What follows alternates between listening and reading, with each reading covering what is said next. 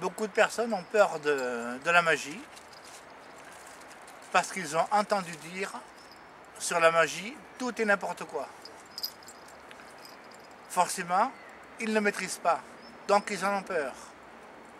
Dès qu'ils parlent de magie, c'est forcément magie noire.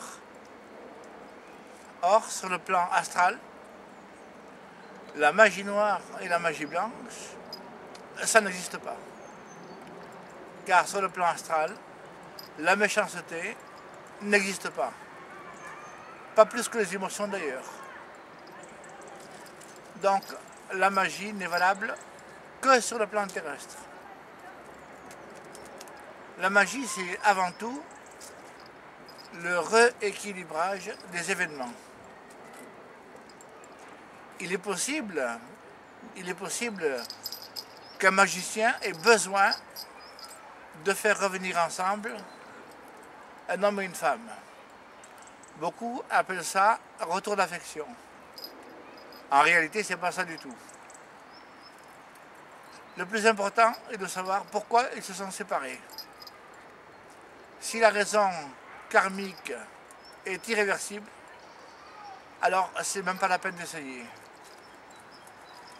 Mais si la raison karmique est que l'un et l'autre des couples aient besoin de réfléchir, alors là, il faut les aider à réfléchir. De quelle façon? Tout d'abord, il faut rééquilibrer les éléments qui se trouvent chez chacun d'eux, de façon à ce que les éléments ne les téléguident pas trop dans le mauvais sens.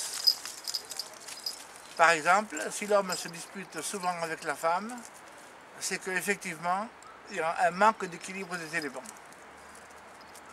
Il y a deux possibilités pour le magicien. La première, c'est lui-même, il recharge les individus en éléments.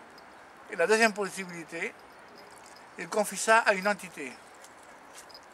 L'entité doit alors obéir au doigt et à l'œil, au magicien, de façon à rééquilibrer le couple. Bien entendu, ils seront aidés par leur guide astral, qui lui se charge de veiller au bien-être des deux. Donc, comme vous le voyez, la magie, ce n'est pas une histoire de sorcellerie ni quoi que ce soit. La magie, c'est bel et bien une science qui permet le bon rééquilibrage des choses.